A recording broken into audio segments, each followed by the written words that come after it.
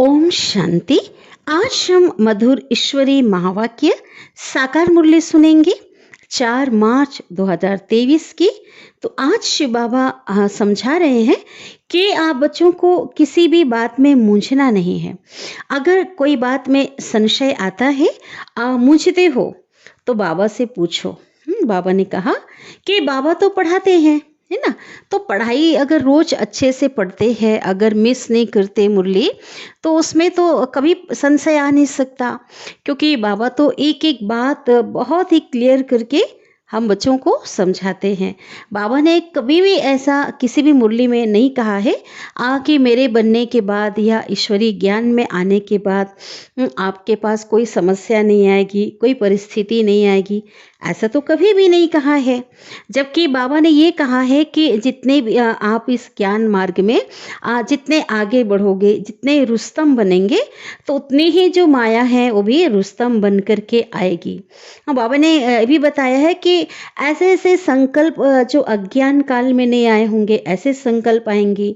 हाँ, इतने तूफान लगेंगी, कभी घाटा हो जाएगा, कभी टांग टूट जाएगी, कभी कुछ और हो जाएगा।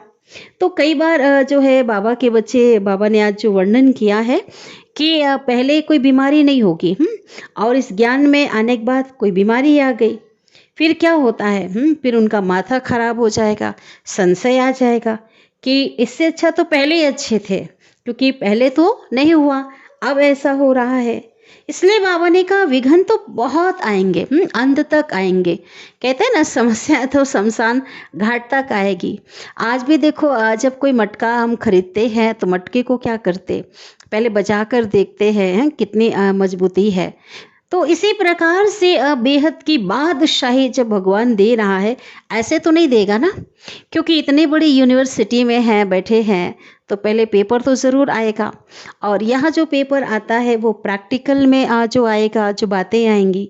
लेकिन बाबा ने भी बताया है ना कि सारा पेपर आउट किया है। बाबा को अगर हम याद करते हैं, है ना, ज्ञान और योग बल से हम सबको पार कर सकते हैं।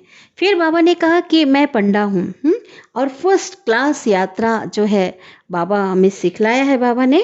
और परम धाम की यात्रा, तो परम धाम बाबा ले चलने के लिए आए हैं। तो बाबा ने एक कंडीशन बताया है, तो उस यात्रा में जाने के लिए क्या करो, इस देह को भूलो, देह भान को, देह की दुनिया को भूलना है, ठीक है, तभी उस यात्रा में आप जा सकेंगे। और साथ ही बाबा ने कहा है, बहुत अच्छी पॉइंट बाबा की थी कि सदा बुद्धि को क्या करना है, आत्मा को अर्थात बुद्धि को, बाबा का जो बाबा ने जो ज्ञान दिया है, ज्ञान, गुण, शक्तियाँ, खुशी का जो खजाना है, जो भी खजाना है, इससे अपने आप को भरपूर रखना है ना। इतना भरपूर रखना है, बाबा कहते हैं कि खाली जगह ही ना हो, उसी नशे में रहना है। तो क्या हो जाएगा, बाबा कहते हैं अगर खाली रहेंगे ना, तो खाली जगह जैसा होगा तो खड्डा बन जाएगा, गड्ढे बन जाएंगे। बुद्धि को अगर खाली रखेंगे तो बाबा कहते हैं उसमें जो है अनेक प्रकार के जो है संकल्प विकल्प आएंगे, और उस खड्डे में गिर जाएंगे। खड्डा, बाबा ने किसको कहा खड्डा, कि अनेक प्रकार की जो है संशय आना, और जब उस गड्ढे में गिर जाएंगे तो क्या होगा, मोच आ जाएगी, तकलीफ होगी, है ना। ऐसे भी जब कोई गड्ढे में गिर जाता है, चोट लग जाती है। इसी प्रकार से जो कमजोर और खाली होंगे ना, तो उन्हें अनेक प्रकार के संकल्पों की मोच आएगी, क्या हुआ, क्यों हुआ, कैसे हुआ। तो इसलिए बाबा ने कहा कि इसलिए हमेशा बुद्धि को क्या रखना है, भरपूर रखना है, और मेहनत करनी है, क्योंकि बिना मेहनत की तो फल तो मिल नहीं सकता है। बाबा ने कहा है कि अभी जो है मृत्यु लोक अभी समाप्त होकर के अभी अमर लोक आना है ना, स्वर्ग आना है। लेकिन स्वर्ग में कौन जा सकेंगे, आज जो पावन होंगे। और पावन कैसे बनेंगे, पवित्र, बिना याद के पावन तो बन नहीं सकते।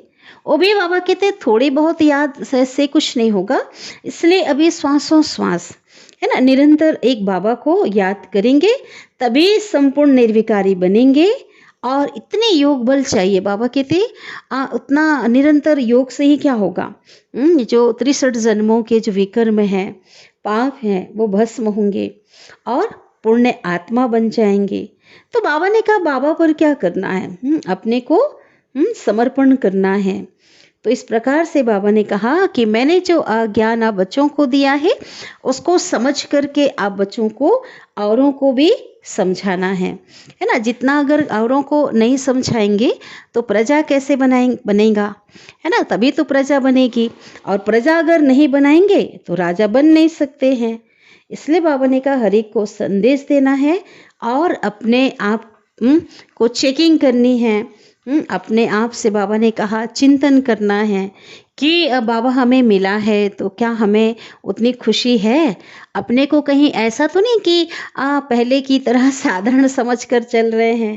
बाबा कहते नशा होना चाहिए, कौन मिला, किसने हमें अपना बनाया है, और कितनी ऊंची प्राप्ति हमें जो होने वाली है। भगवान तो मिला है, लेकिन भगवान हमें कैसे बादशाही दे रहे हैं।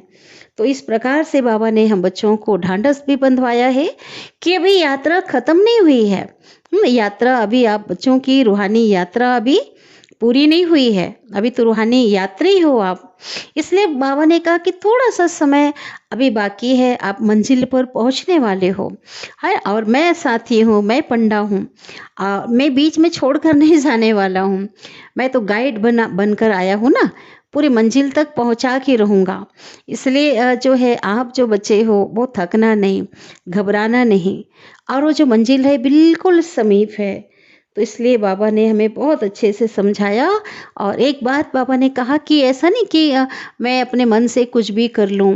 बाबा ने कहा कि मैं भी ड्रामा की नोंद अनुसार कार्य करता हूँ, और जो मेरा पार्ट है और वही करता हूँ। और मेरा पार्ट तो बाबा ने कहा, शिव बाबा ने, कि थोड़ा सा है, लेकिन आप बच्चों का जो पार्ट है वो ऑल राउंड पार्ट, आप बच्चे शुरू से लेकर आखिरी तक ऑल राउंड पार्ट बजाते हो। तो अभी हम विस्तार से आज के मधुर महावाक्य को सुनेंगे। बहुत ही बाबा ने जो राज की बातें बताई हैं। आज की मुरली का सार है, मीठे बाबा कहते हैं, मीठे बच्चे तुम रूहानी यात्रा पर हो। तुम्हें देह का भान और पुरानी दुनिया को भूल वापस घर चलना है। इसलिए एक बाप की याद में रहना है। हाँ, बाबा ने हम बच्चों को याद दिलाया कि संगम युग में हम बच्चे यात्रा पर हैं। और यात्रा कब पूरी होगी, जब उस घर में पहुंच जाएंगे। और घर में किसे जाना है, आत्मा को जाना है ना। शरीर को तो यहाँ ही छोड़ना है। इसलिए बाबा कहते उसका अभिमान मत रखो, है ना। देह को भूलने के साथ इस पुरानी दुनिया को भी बुद्धि से भूलना है। आज की मुरली का प्रश्न है, साक्षी हो कौन सी बात हर एक को अपने आप से पूछनी है। उत्तर, जैसे बाप साक्षी हो हर एक बच्चे की अवस्था को देखते हैं कि इनकी अवस्था कैसी है। बाप को पाकर के अति इंद्रिय सुख का अनुभव करते हैं या नहीं। तो ऐसे अपने से पूछना है कि हम अपने आप को कितना सौभाग्यशाली समझते हैं। पूछना है, बाबा ने कहा एक क्वेश्चन मार्क है, अपने आप से पूछो कितनी खुशी रहती है। जितना रहना चाहिए क्या उतनी खुशी है। बाप से पूरा वर्षा लिया है, वारिस बनाए हैं, है ना। बाबा ने तो हमें अपना वारिस बनाया है, लेकिन क्या हमने सब कुछ समर्पण किया है, बाबा को वारिस बनाया है। और योग बल से पापों को भस्म कर पुण्य आत्मा बने हैं। यह है अपने आप से पूछना एक क्वेश्चन। चिंतन का विषय है, गीत बजा है, रात के राही थक मत जाना और सुबह की मंजिल दूर नहीं। ओम शांति।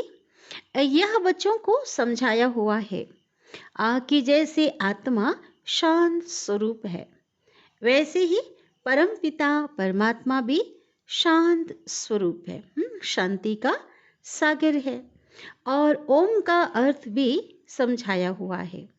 ओम अर्थात अहम, अहम आत्मा, है ना, मैं आत्मा, मम माया। सन्यासी लोग कहते हैं अहम ब्रह्मस्मि, है ना, मैं ब्रह्म हूँ। वह ब्रह्म को ईश्वर समझते हैं, रचना को माया कह देते हैं। अहम ब्रह्मस्मि तो यह अर्थ करते हैं, परंतु बाबा कहते ये तो सब गलत है। ब्रह्म तो रहने का स्थान है और ये ऐसा कहना तो रॉन्ग है।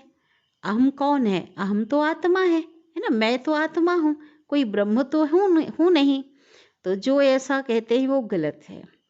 तो मनुष्य जो कुछ करते हैं सब मनुष्यों की सुनी सुनाई पर, जिसने जो कुछ समझाया, जो रस्म चलाई, उस पर चल पड़ते हैं, उसका नाम हो जाता है ना। जिसकी मत पर चलते उसका नाम हो जाता है।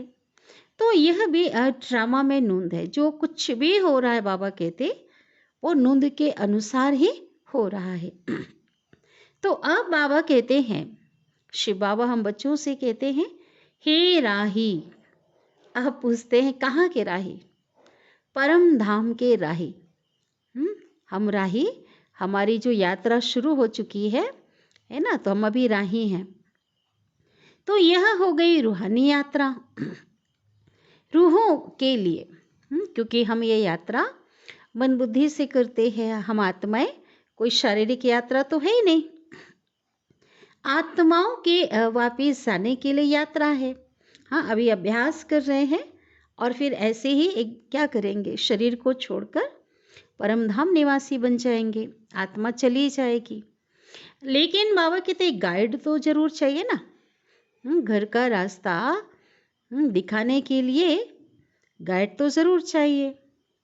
विलायत से आते हैं तो उनको भी गाइड मिलता है। इंडिया में कोई भी जो टूरिस्ट प्लेस पे आते हैं, जो अच्छे अच्छे स्थान पे है ना, जो दर्शनीय स्थल है, तो वहाँ पे कोई ना कोई जो है मुकर्रर होता है गाइड, और जो उनको पूरा दिखाता, उनके बारे में बताते हैं। तो मुख्य मुख्य सब स्थान दिखाने के लिए गाइड होते हैं। तो परम पिता परमात्मा को भी गाइड कहा जाता है।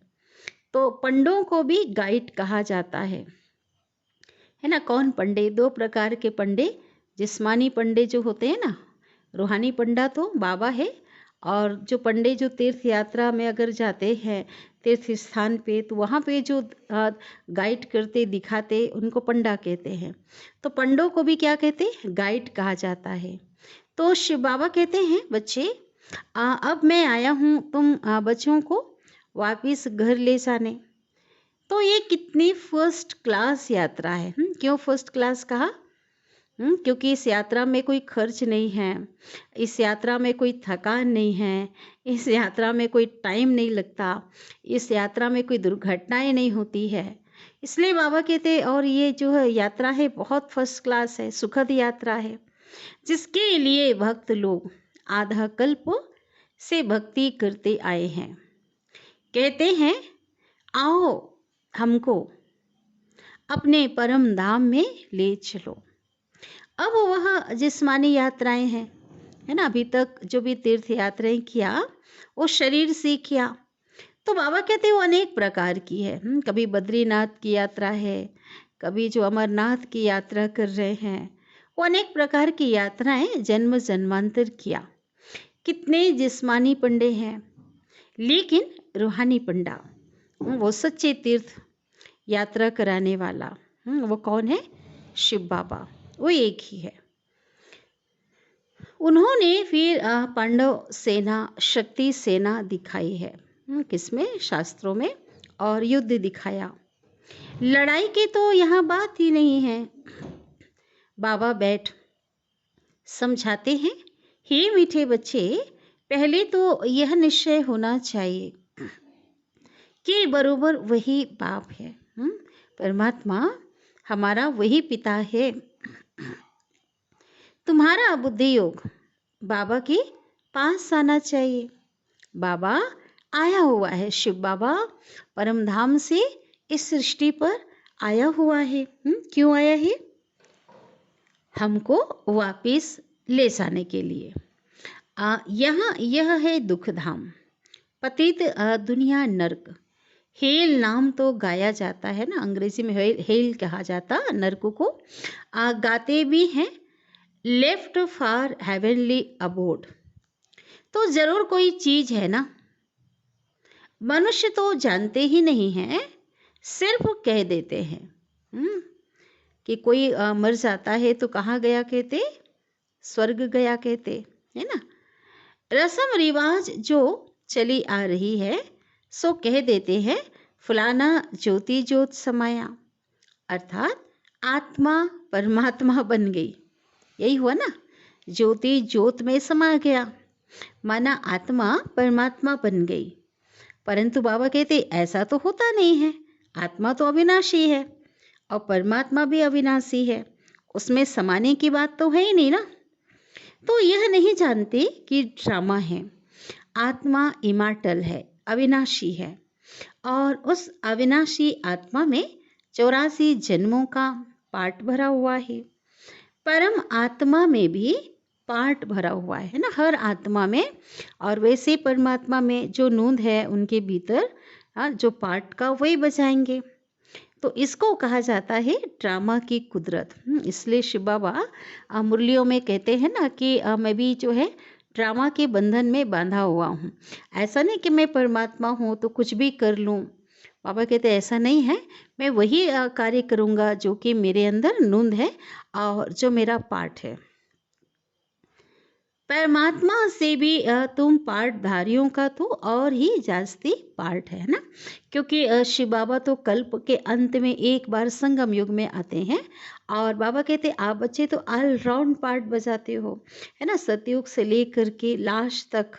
इसलिए बाबा कहते उनसे जो है पार्ट जो है हमारा ज़्यादा है, लेकिन सबसे जो बेस्ट पार्ट है वो तो बाबा का है। उसके जैसा पार्ट तो किसी का हो ना सके, है ना, कोई कर ही नहीं सकता, वो पार्ट बजा नहीं सकते। तो वह है क्रिएटर, रचयिता, डायरेक्टर, निर्देशक, है ना।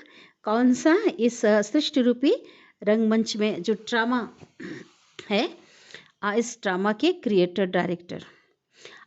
तुम जो देवी देवता बनते हो उनका सबसे जास्ती पार्ट है, आदि से लेकर अंत तक पार्ट है। तो शिव बाबा कहते हैं सतयुग त्रेता में तो बाप का पार्ट ही नहीं है। वहाँ बाबा कहते कुछ भी करना नहीं पड़ता।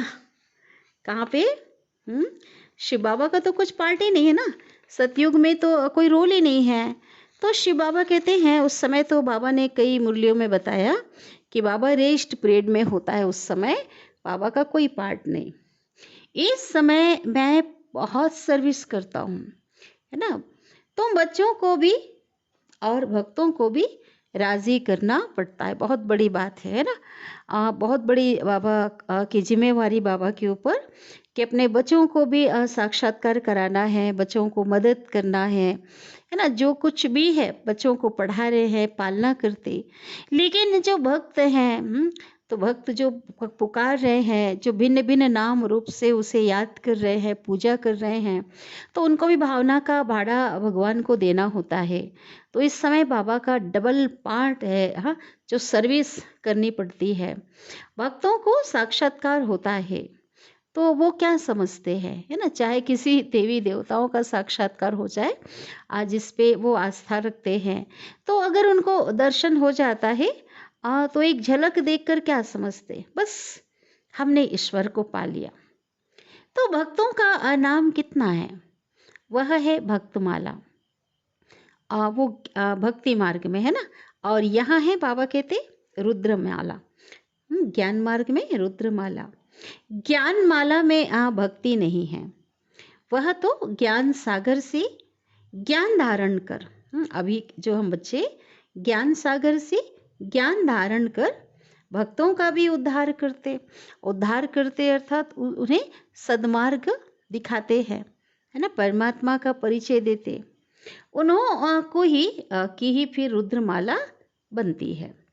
आप तुम बच्चे समझते हो हम अभी रूहानी यात्रा पर हैं, है ना, मन बुद्धि से क्या कर रहे हैं, परम धाम की यात्रा कर रहे हैं, तीनों लोकों की यात्रा मन बुद्धि से हम आत्माएं करते हैं।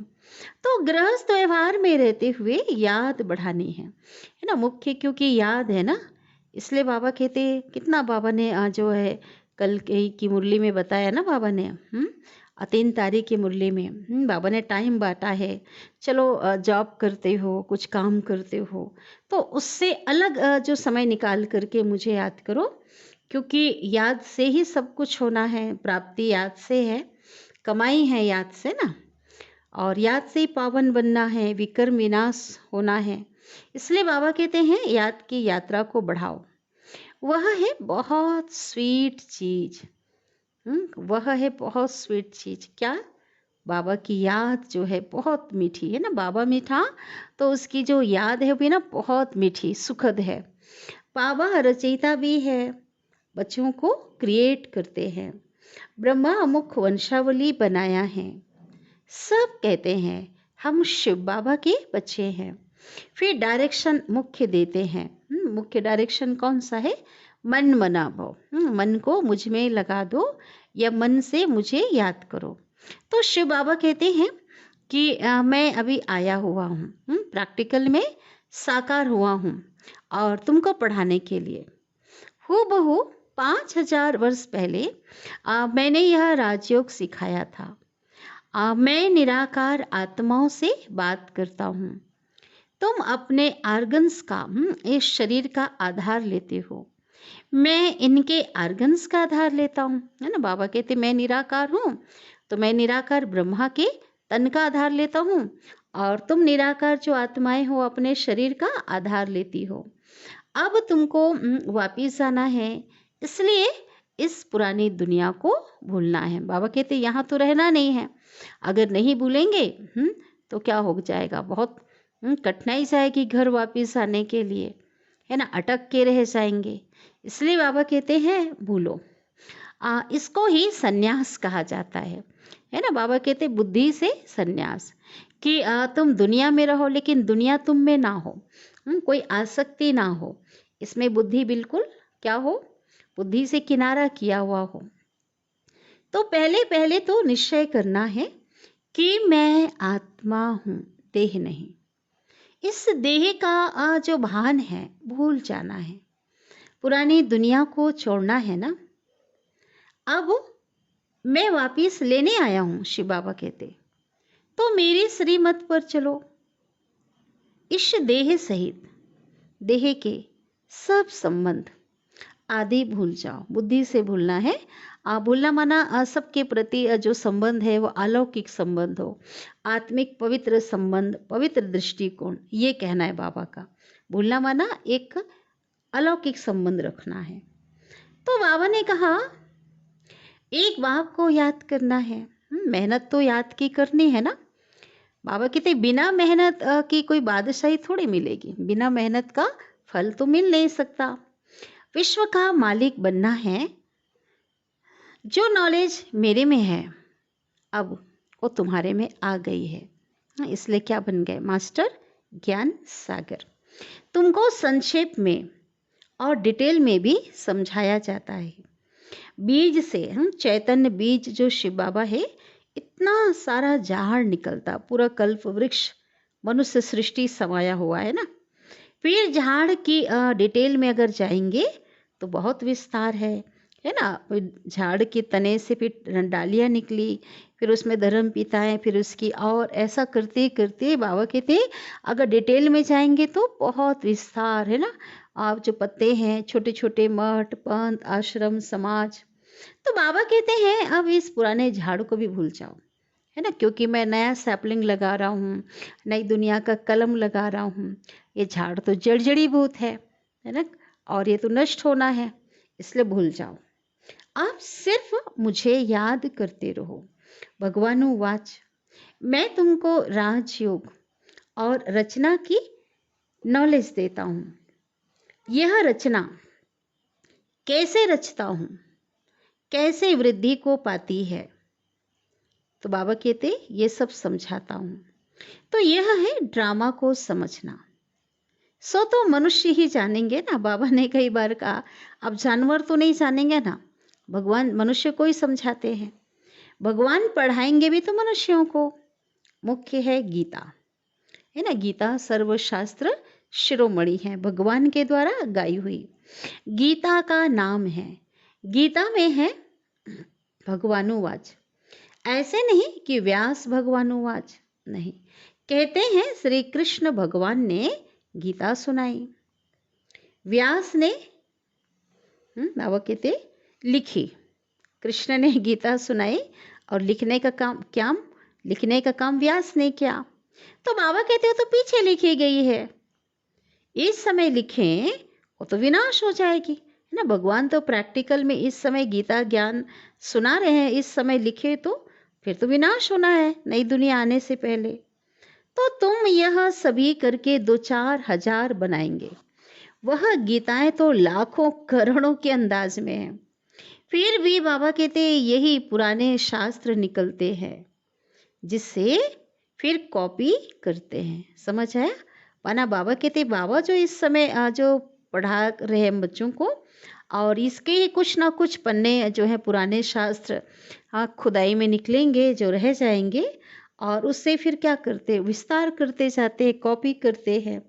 तो कुछ तो उनको चाहिए ना। बाबा कहते जो उस गीता में अक्षर बाई अक्षर है वही निकलेगा।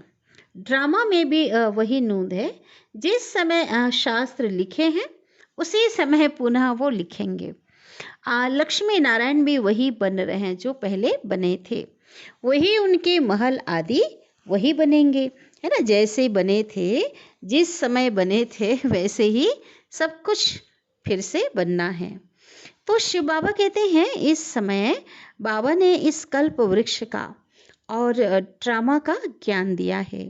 कहते हैं तुम अब मिले हो, है ना। शिव बाबा हम बच्चों से अभी मिलते हैं, बिछड़े हुए बच्चे, और क्या कहते हैं, और कल्प कल्प मिलते रहेंगे।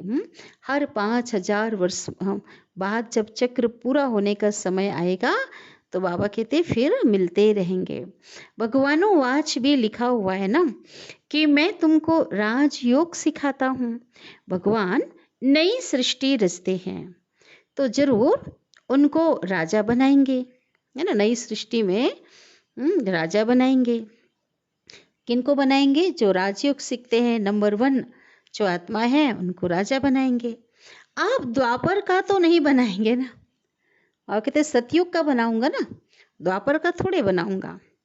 कहते हैं शिव बाबा कि कल्प कल्प मैं संगम पर ही आता हूँ।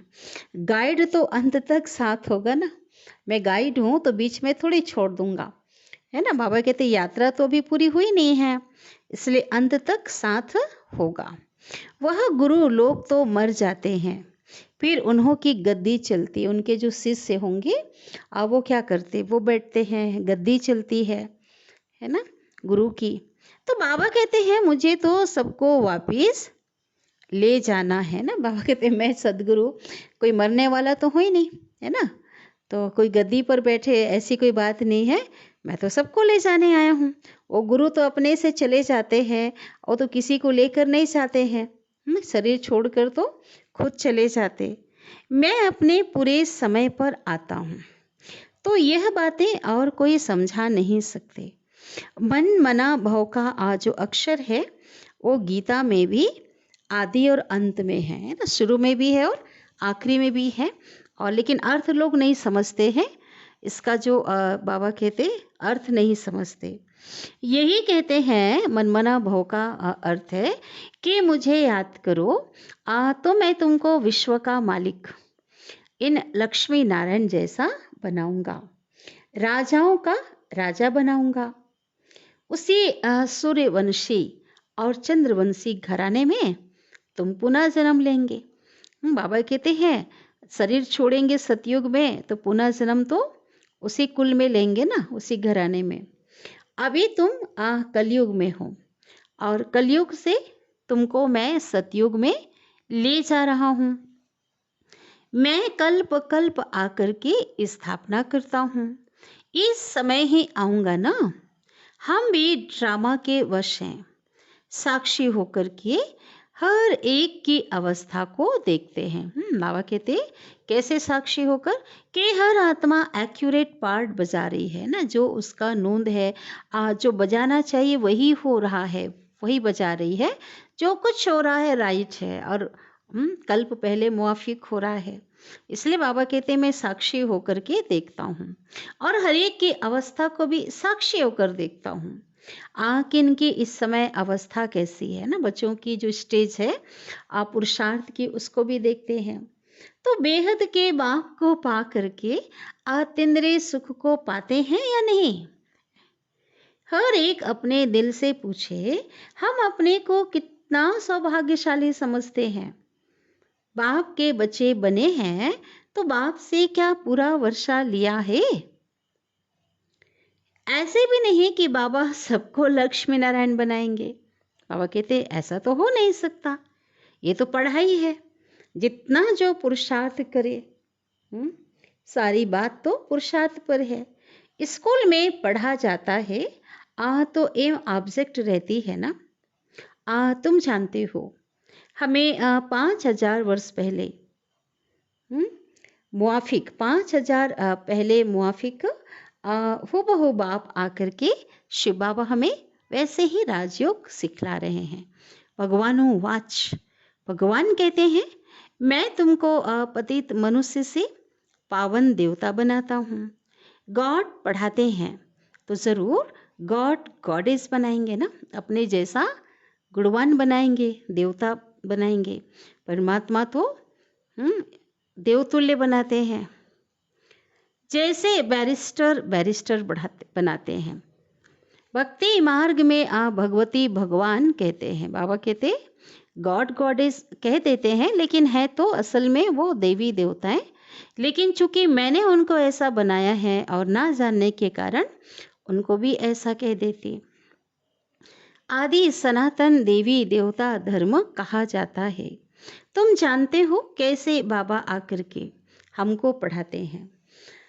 मुख्य एम ऑब्जेक्ट भी बुद्धि में है। कौन सा है? नर से नारायण और नारी से लक्ष्मी। तो चक्र तो बुद्धि में फिराना ही है। गृहस्थ व्यवहार में रहते हुए पवित्र रह रहा है। अगर पवित्र नहीं बनेंगे तो पवित्र दुनिया के मालिक कैसे बनेंगे? तो यह ड्रामा का राज और कोई भी समझ नहीं सकते। बाबा कहते तुम बच्चे ही समझते हो, है ना। कौन सा राज? बनी बनाई बन रही, अब कुछ बननी नाही, कहते हैं ना। चिंता ताकि कीजिए जो अनहोनी होए। ये बना बनाया ड्रामा का जो राज है, जो रिपीट हो रहा है, और कोई नहीं जानती। तो यह चित्र आदि बाबा ने बनवाए हैं। बाबा थोड़े ही आर्टिस्ट था। बाबा कोई ऐसा थोड़ी कि कोई पेंटर हो या कलाकार हो। यह चीज़ तो और कोई बनवा बाबा कहते नहीं सकता है। बाबा आर्टिस्ट नहीं था, लेकिन बनवाने वाला कौन है? शिव बाबा है ना। बाबा को तो कुछ आता नहीं था। तो यह मैप्स है, नक्शा। यह झाड़ है, बीज ऊपर में है। कल्प वृक्ष के नीचे जगदम्बा बैठी है, जो सभी के सुख की कामना पूरी करती है। सतयुग में तो दुख का नाम नहीं होता। तुम कहेंगे हम नई दुनिया के मालिक बन रहे हैं ना। सतयुग तो है ही सुखधाम, वहां तो नाम निशानी नहीं होता। मनुष्य से देवता किए करत ना लागी वार। सिख लोग उनकी महिमा करते हैं। किसकी? परमात्मा की। देवी देवता ही स्वर्ग के मालिक थे। वह अब और धर्मों में कन्वर्ट हो गए हैं, है ना। कौन? जो सनातन धर्म की आत्मा है ना, ड्रामा अनुसार किसी हिसाब किताब के कारण अन्य धर्मों में क्या हो गए हैं? चले गए हैं। फिर वो जो है निकलते आएंगे, है ना। वो धर्म की आत्माएं जो सनातन धर्म की होंगे, उनके अंदर जो संस्कार, जो संचित संस्कार है, दैवी संस्कार, तो ड्रामा अनुसार इमर्ज होते जाएंगे और बाबा के पास आ जाएंगे पढ़ने के लिए। हम भी आगे हिंदू धर्म लिखते थे, अभी हम कहते हैं हम ब्राह्मण धर्म के हैं। भले हम ब्राह्मण धर्म लिखते हैं, परंतु वह फिर भी हिंदू समझ लेते हैं, क्योंकि उनके पास ब्राह्मण धर्म का कॉलम तो कोई है ही नहीं। हम देवी देवता कहेंगे तो भी बदली करके हिंदू लिख देंगे, क्योंकि ब्राह्मण अथवा देवी देवता धर्म का नाम इस समय गुम है। अभी तुम बच्चे जानते हो, हम सो देवी देवता बनने के लिए इस समय पुरुषार्थ कर रहे हैं। वहां तो यथा राजा रानी और प्रजा सभी की इन लक्ष्मी नारायण जैसी ड्रेस रहती है ना। बहुत सुंदर बात है। ऐसा नहीं कि ड्रेस जो है अलग होगा। बाबा कहते हैं वहाँ भी एक जैसा एकदम ड्रेस देखा है ना सभी ने, बहुत ही सुंदर मर्यादित जो ड्रेस होगा लक्ष्मी नारायण का, जिसमें जो है ना गहने जेवर पहने हुए, कहते हैं ना सोने से जड़ा हुआ पीताम्बर, यह है सतयुगी सूर्यवंशी की ड्रेस। फिर त्रेता में राम राज्य में फिर दूसरी ड्रेस होती है। ये बाबा ने बताया एक जैसी ड्रेस नहीं होगी। सूर्यवंशी की ड्रेस अलग और चंद्रवंशी की ड्रेस अलग। रस्म रिवाज अलग होती है। श्री कृष्ण को हमेशा पीताम्बरधारी कहते हैं। तो अब यह निश्चय करना है कि बाबा हमको स्वर्ग का वर्षा देते हैं। यह मृत्यु लोक अब खत्म होना है। तो शिव बाबा कहते हैं जब तुम निरंतर बाबा को याद करते रहेंगे तब संपूर्ण निर्विकारी बनेंगे। उसी योग बल से पाप कटते जाएंगे, है ना। जब निरंतर याद से निर्विकारी बनेंगे और पाप कटते जाएंगे, पूर्ण आत्मा हो जाएंगे। तुम बाप के पास सरेंडर होते हो, पुण्य करते हो, फिर याद से आत्मा पवित्र बनती जाती है। तो कोई को भी समझाना तो बहुत सहज है ना। कैसे समझाना है? बाबा तो रोज अलग अलग पॉइंट्स हम बच्चों को देते हैं समझाने के लिए। तो बाबा कहते हैं भगवानो वाच कब सुना है? स्वर्ग की स्थापना करने वाला वही फादर है। बाप और वर्षे को याद करना है। महाराजा बनने चाहते हो तो बताओ तुमने कितनी प्रजा बनाई है ना। जितना प्रजा बनाएंगे उतने राजा बनेंगे। बिना प्रजा बनाए राजा बन नहीं सकते। और जितनी आत्माओं को बाबा ने बताया बाबा का संदेश देंगे वो आपकी प्रजा है। ऐसे बहुत लिखते हैं कि फलाने ने हमको दृष्टि दी और हमको तीर लग गया। तो शिव बाबा कहते हैं प्रजा बनाने और वारिस बनाने की मेहनत तो करनी पड़े ना भाई। वारिस में मेहनत लगती, वारिस बनाने में प्रजा तो सहज बन जाती है। किसी को भी मैसेज थोड़ा सा भी दिया, बाप का परिचय दिया, प्रजा तैयार। लेकिन बाबा कहते गद्दी पर कौन बैठेंगे? गद्दी पर प्रजा तो नहीं बैठेगी ना, उसके लिए पुरुषार्थ चाहिए। तो वो भी मेहनत करके बनाना है, बनना भी है और बनाना भी है। माया जीत जगत जीत बनना है। माया से हारे हार है और माया से जीते जीत। तो बाप से शक्ति लेनी है। यह मेहनत तुम बच्चों को करनी है। कौन सी मेहनत? याद की मेहनत, है ना। बिना याद की शक्ति तो मिल नहीं सकती है। कोई भी बात में मूंझते हो तो पूछते रहो। 3 तारीख की मुरली में भी बाबा ने कहा कि चिट्ठी लिखकर भी आप पूछो कि कोई बात अगर समझ में नहीं आती है, सजेशन लेना है तो बाबा से पूछो और फिर उस अनुसार से चलो।